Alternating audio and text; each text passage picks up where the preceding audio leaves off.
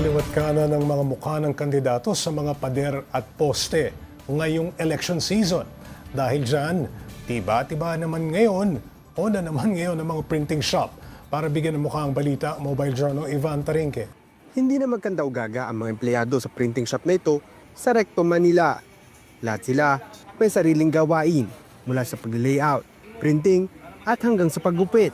Doble kayod sila dahil sa bulto-bultong order ng mga election poster ng mga kandidato para sa darating na midterm election. Extra effort man sila ngayon. Ayos lang dahil ang kinikita nila tumaas din kumpara sa karaniwang araw. 101%. Layo po, sir. Napakalayo po ang agwat. Lalo pag mga February, March, yan. Yan yung talagang big 30 pesos ang singil nila sa isang 2x3 size poster. At kada araw, umaabot sa mahigit kumulang 1,000 election poster ang kanilang napoproduce. Ito yung dalawa sa tatlong tarpaulin printing machine na siyam na oras na nag-ooperate na kaya mag-produce ng nasa 1,000 2x3 feet ng mga tarpaulin. Ito ang tamang sukat ng naayon sa guidelines ng COMELEC na sinusunod naman ng mga printing shop dahil naman sa dami ng order. First come, first serve ang sistema.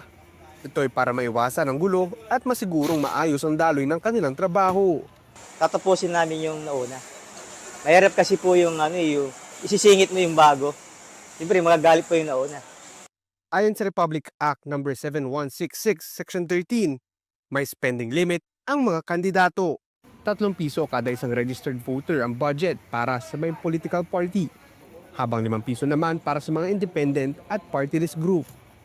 Hindi may kakailangang tulong ng mga election posters para mabigyan ng mukha at makilala ang mga kandidato. Pero higit sa papugian at pagandahan ng kanilang retrato, dapat mas alamin ang track record ng ihahalal natin sa pwesto. Mobile Journal Ivan Tarinque po, hatid ang mukha ng balita.